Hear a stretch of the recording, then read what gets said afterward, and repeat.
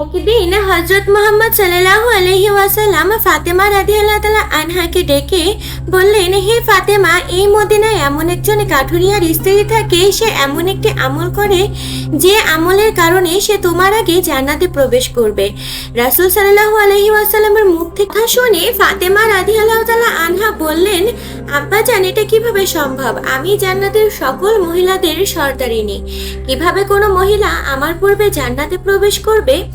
জান্নাতে প্রবেশ করার আকাঙ্ক্ষা সকলেরই রয়েছে, কিন্তু আব্বাজান, দয়া করে আপনি আমাকে সেই কাঠুরিয়ার স্ত্রীর ঠিকানা বলুন, আমি যাতে দেখে আসতে পারি যে সে কি এমন আমল করে যে কারণে সে আমার পূর্বে জান্নাতে প্রবেশ করবে। রাসূল সাল্লাল্লাহু আলাইহি ওয়াসাল্লাম তখন তাকে বললেন, ফাতেমা, আজকে তুমি বাড়ি যাও, কিছুদিন পরে আমি তোমাকে ডেকে নেব এবং আমি তোমাকে সেই কাঠুরিয়ার স্ত্রীর ঠিকানা বলে দেব। রাসূল সাল্লাল্লাহু আলাইহি ওয়াসাল্লামের এই কথা শোনার পরে ফাতেমা রাদিয়াল্লাহু তাআলা আনহা বাড়ি ফিরে আসলেন। এইভাবে বেশ কিছুদিন অতিবাহিত হয়ে গেল। এর মধ্যে ফাতেমা রাদিয়াল্লাহু তাআলা আনহা অসুস্থ হয়ে পড়লেন। একে তো তিনি অসুস্থ, অন্যদিকে একাধারে 3 দিন তার বাড়িতে কোনো খাবার ছিল না। খাবার না খেয়ে অসুস্থতার কারণে ফাতেমা রাদিয়াল্লাহু তাআলা আনহা খুবই দুর্বল হয়ে পড়লেন। রাদিয়াল্লাহু তাআলা আনহা তখন তার কাছে তেমন কোনো অর্থ ছিল না, যা ছিল তা দিয়ে কোনোভাবে তিনি খাবার কিনে আনতে পারতেন। কিন্তু 3 দিন অতিবাহিত হওয়ার পর ফাতেমা রাদিয়াল্লাহু তাআলা আনহা হযরত আলী রাদিয়াল্লাহু তাআলা আনহুর হাতে একটি কাপড় পরিয়ে দিয়ে বললেন, হে আমার প্রিয় স্বামী, আপনার হয়তো মনে আছে আব্বাজান মুহাম্মদ সাল্লাল্লাহু আলাইহি ওয়াসাল্লাম আমাদের বিয়ের সময় এই কাপড়টি আমাকে হাদিয়া স্বরূপ দিয়েছিলেন। এটি অত্যন্ত বরকতময় একটি কাপড়।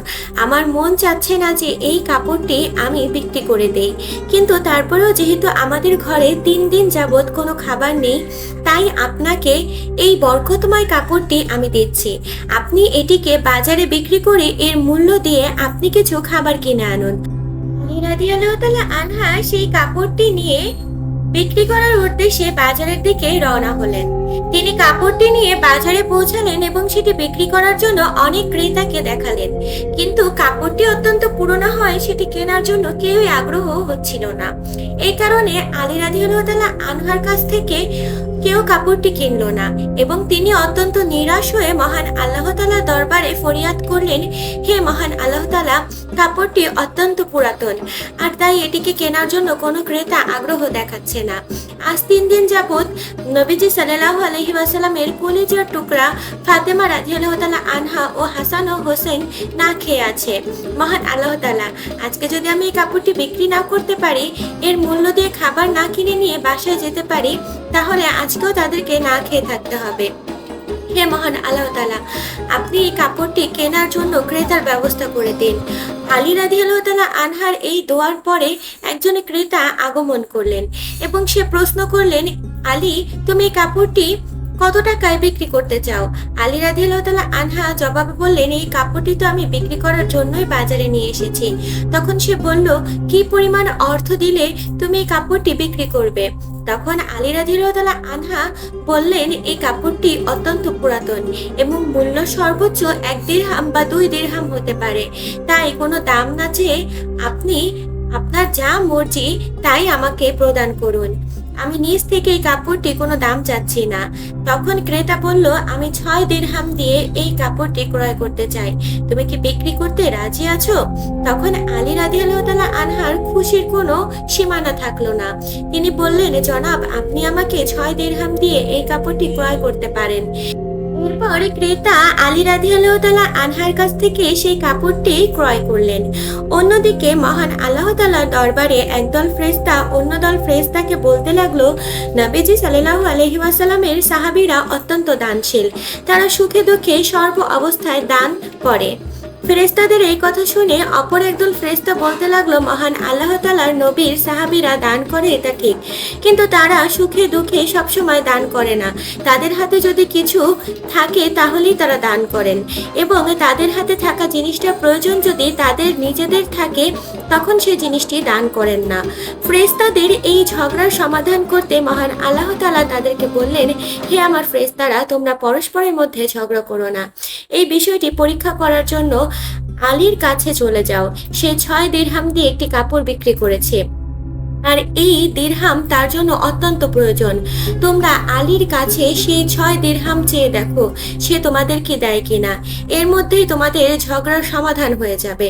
মহান আল্লাহ তাআলার পক্ষ থেকে এই নির্দেশ লাভের পরে একজন ফেরেশতা ফকির বেশে আলী রাদিয়াল্লাহু তাআলা আনহার নিকট প্রস্তুত হলেন।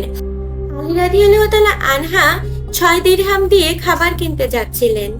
ইতিমধ্যে তিনি ফকির বেশে সেই ফেরেশতা বললেন, হে আল্লাহর বান্দা, আমি কয়েকদিন যাবত না খেয়ে আছি। দীর্ঘদিন না খেয়ে থাকার কারণে আমার শরীরে সামান্যতম নাড়াচাড়া করার শক্তি নেই। আমি মহান আল্লাহ তাআলার ওয়াস্তে তোমার কাছে ফরিয়াদ করছি, যদি তোমার কাছে কোনো অর্থ থাকে দয়া করে আমাকে সেগুলি দান করো, যাতে সেই অর্থ দিয়ে আমি খাবার কিনতে পারি এবং আমার ক্ষুধার জ্বালা নিবারণ করতে পারে। ফকিরের এই প্রার্থনা শুনে আলী রাদিয়াল্লাহু তাআলা আনহা ভাবতে লাগলো, হে মহান আল্লাহ তাআলা, আজ 3টি যাবত আমার স্ত্রী সন্তানেরা না খেয়ে আছে। 3 দিন পরে আমার স্ত্রী ফাতেমা একটি কাপড় বিক্রি করতে দিয়েছেন। সেই কাপড় বিক্রি করে তার অর্থ দিয়ে আমি তাদের জন্য কিছু খাবার কিনে নিয়ে যাব। কিন্তু মহান আল্লাহ তাআলার একজন অসহায় বান্দা আমার কাছে ভিক্ষা প্রার্থনা করছে। এখন আমি কি করব? আমি কি আমার স্ত্রী সন্তানদের খাবার কিনে নিয়ে যাব, নাকি ভিক্ষুক দান করে দিব? সর্বশেষে তিনি সিদ্ধান্ত নিলেন এই অর্থগুলি তিনি ভিক্ষুককে দান করে দেবেন। অতঃপর তিনি মনে মনে ভাবতে লাগলেন, মহান আল্লাহ তাআলা উত্তম বিচারকারী, এই ভিক্ষুককে তিনি 6 দিরহাম দান করে দেন, অতঃপর মহান আল্লাহ তাআলা আমার জন্য উত্তম ব্যবস্থা করে দেবেন। তিনি সেই 6 দিরহাম ভিক্ষুককে দান করে দিলেন। এরপর অত্যন্ত চিন্তিত এবং পেরেশান হয়ে আলী রাদিয়াল্লাহু তাআলা আনহা সামনের দিকে চলতে লাগলেন। ইতিমধ্যে দেখা গেল আলী রাদিয়াল্লাহু তাআলা আনহুর কাছে একটি লাল ঘোড়া নিয়ে একজন আসলো। সে তাকে বলল, হে আলী, আপনি কি আমার কাছ থেকে এই লাল ঘোড়াটি কিনতে চাচ্ছেন? তখন আলী রাদিয়াল্লাহু তাআলা আনহা বললেন, ভাই, আমি কিভাবে এই ঘোড়াটি আপনার কাছ থেকে কিনবো? আমার হাতে তো কোনো অর্থ নেই।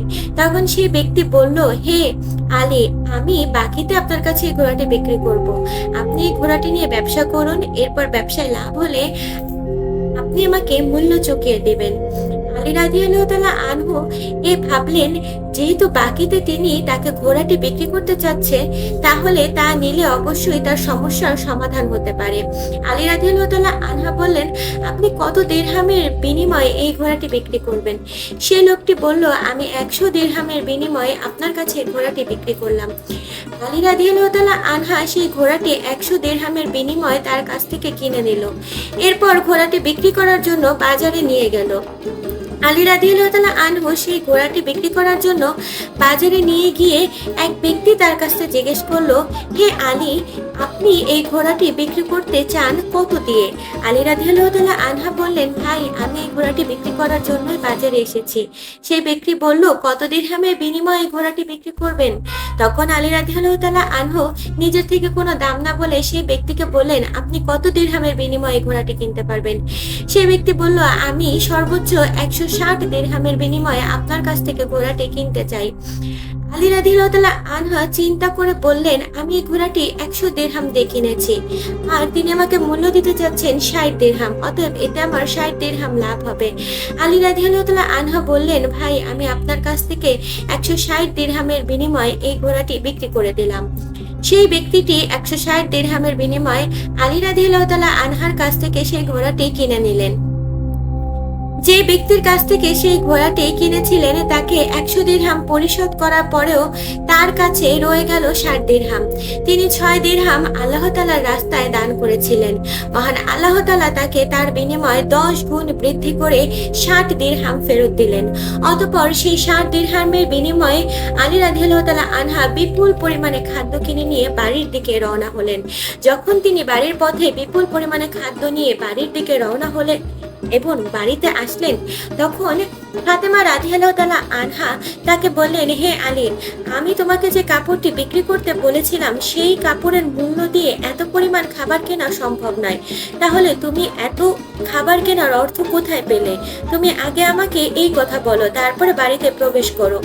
আলী রাদিয়াল্লাহু তাআলা আনহা বললেন, ফাতেমা, আগে আমাকে বাড়িতে প্রবেশ করতে দাও, তারপর না হয় আমি তোমাকে প্রকৃত ঘটনা খুলে বলবো।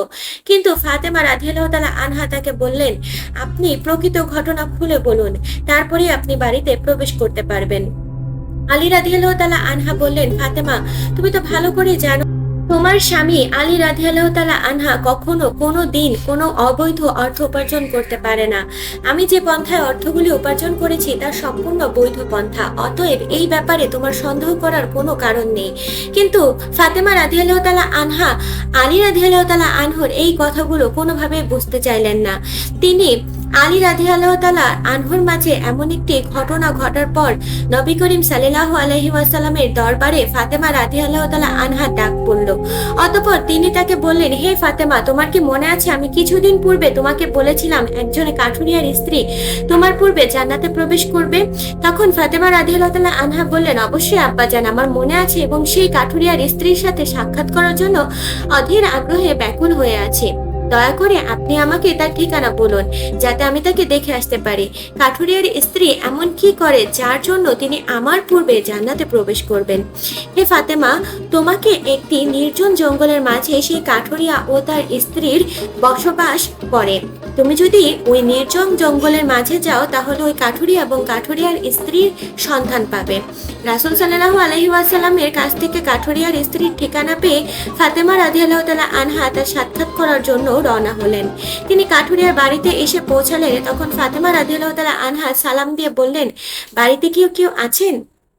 আমি নবীর মেয়ে ফাতেমা বলছি, আপনারা কি বাড়ির ভেতরে কেউ আছেন? তখন ভেতর থেকে আওয়াজ আসলো, আমি পরম সৌভাগ্যবান যে আমার বাড়িতে নবীর মেয়ে ফাতেমা আগমন করেছেন। হে মহান আল্লাহ তাআলার নবীর মেয়ে, আপনি বলুন আমার বাড়িতে কেন আগমন করেছেন? তখন ফাতেমা রাদিয়াল্লাহু তাআলা আনহা বললেন, আমি আপনার সাথে দেখা করতে চাই, দয়া করে আমাকে ভেতরে আসতে দিন। তখন কাঠুরিয়ার স্ত্রী বললেন, হে মহান আল্লাহ তাআলার নবীর মেয়ে, যে জান্নাতের সর্দারিনী তার সাথে দেখা করার জন্য একটা ইচ্ছা ও আগ্রহ আমার মনেও রয়েছে, কিন্তু তারপরেও আমি আপনাকে ঘরে আসার অনুমতি দিতে পারছি না, কেননা আমার স্বামীর ঘর, আর আমি আমার স্বামীকে না বলে কোনো মানুষকে ঘরে ঢোকার অনুমতি দিতে পারি না। দয়া করে আপনি আগামীকালকে আসবেন। আমি আমার স্বামীর কাছ থেকে আপনার ব্যাপারে অনুমতি নিয়ে রাখবো। যদি আমার স্বামী অনুমতি দান করেন তবেই কেবল আপনাকে ঘরে প্রবেশের অনুমতি দেব। কাঠুরিয়ার স্ত্রীর কাছ থেকে এই কথা শোনার পরে ফাতেমা রাদিয়াল্লাহু তাআলা আনহা বাড়িতে ফিরে গেলেন। দ্বিতীয় দিন তিনি যখন কাঠুরিয়ার স্ত্রীর সাথে দেখা করার জন্য বাড়ি থেকে বের হবেন, তখন হাসান রাদিয়াল্লাহু তাআলা আনহা তাকে বললেন, আম্মাজান, আপনি কালকে কোথায় গিয়েছিলেন? আমি আপনাকে খুঁজে পাচ্ছিলাম না, আপনি যেখানে যাচ্ছেন আমাকে সাথে নিয়ে চলুন। তখন ফাতেমা রাদিয়াল্লাহু তাআলা আনহা তার ছেলে হাসানকে নিয়ে কাঠুরিয়ার স্ত্রীর বাড়িতে গেলেন এবং তিনি সালাম দিয়ে বললেন, বাড়িতে কি কেউ আছেন? আমি নবীর মেয়ে ফাতেমা রাদিয়াল্লাহু তাআলা আনহু এসেছি, আমি কি বাড়ির ভেতর আসতে পারি? ভেতর থেকে আওয়াজ দিয়ে কাঠুরিয়ার স্ত্রী বলল, হে নবীর মেয়ে ফাতেমা, আপনার সাথে দেখা করার আগ্রহ আমার মনেও রয়েছে। গতকালকে আমার স্বামীর কাছ থেকে আপনার ব্যাপারে অনুমতি নিয়েছিলাম, কিন্তু আপনার সাথে যে আপনার বড় পুত্র হাসানকে নিয়ে এসেছেন তার ব্যাপারে আমার স্বামীর কাছ থেকে আমি অনুমতি গ্রহণ করিনি। এই কারণে আমি আপনাকে ঘরে প্রবেশ করার অনুমতি দিতে পারছি না। তো আপনার পুত্র হাসানের অনুমতি যদি আমার স্বামীর কাছ থেকে নিতে পারি তাহলে আগামীকাল আসবেন। আপনার পুত্র হাসানের ব্যাপারে আমি আমার স্বামীর কাছ থেকে অনুমতি নিয়ে রাখবো।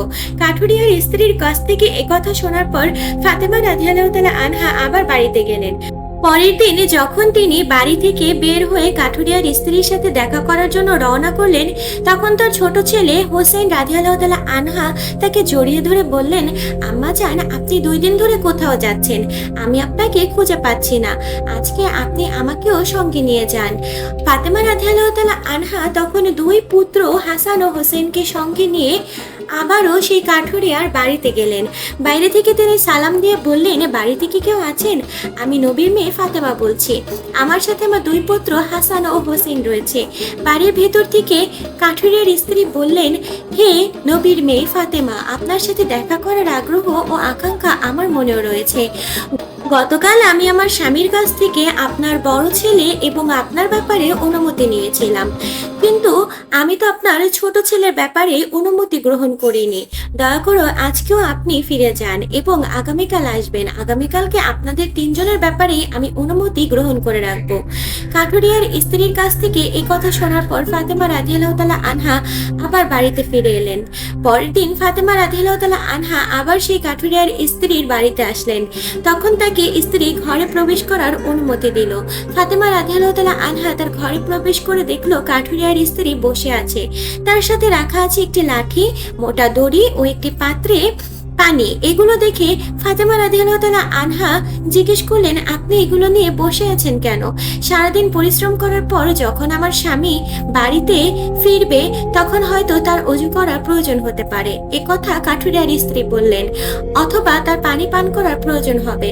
আমি চাই না আমার ক্লান্ত স্বামীর পানির জন্য সামান্যতম কষ্ট পাক। পানির প্রয়োজন হওয়ার সাথে সাথে আমি তার কাছে পানি পৌঁছে দিতে পারি। এ কারণে আমি পানি নিয়ে বসে আছি।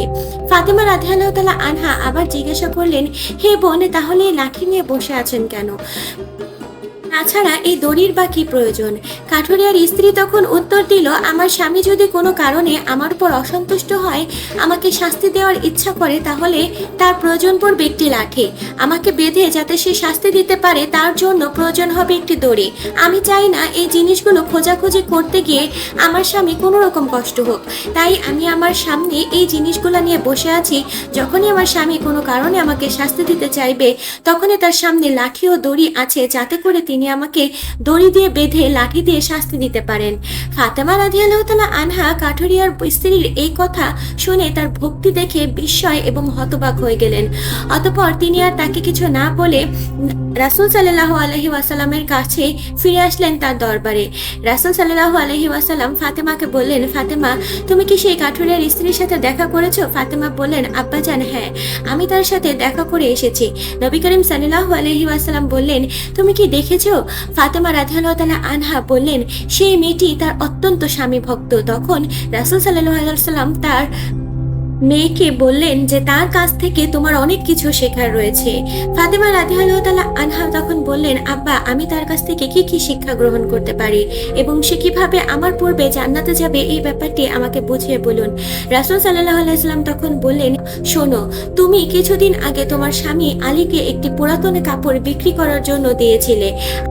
আলী সেই কাপড় বিক্রি করে তার অর্থ দিয়ে তোমাদের জন্য অনেক খাবার কিনে এনেছিল, কিন্তু তুমি সন্দেহ করেছিলে যে আলী এগুলো বৈধ উপার্জন করেছে কিনা।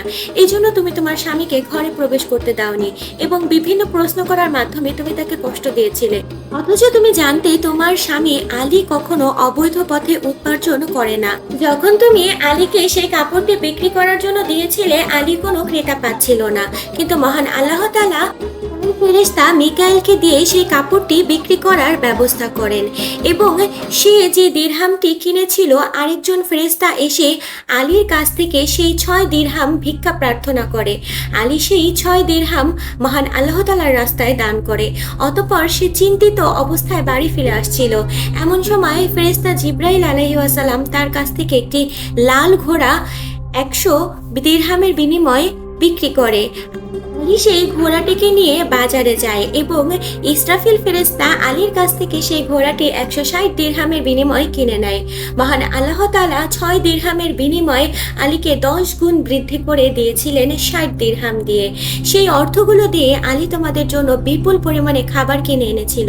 ফাতেমা, শুনে রাখো, যে কাপড়টি আলী বিক্রি করেছিল, মহান আল্লাহ তাআলা সেই কাপড়টি জান্নাতে সংরক্ষণ করে রেখেছেন এবং যে ঘোড়াটি আলী ব্যবসা করেছিল সেই ঘোড়াটিও মহান আল্লাহ তাআলা জান্নাতে সংরক্ষণ করে রেখেছেন।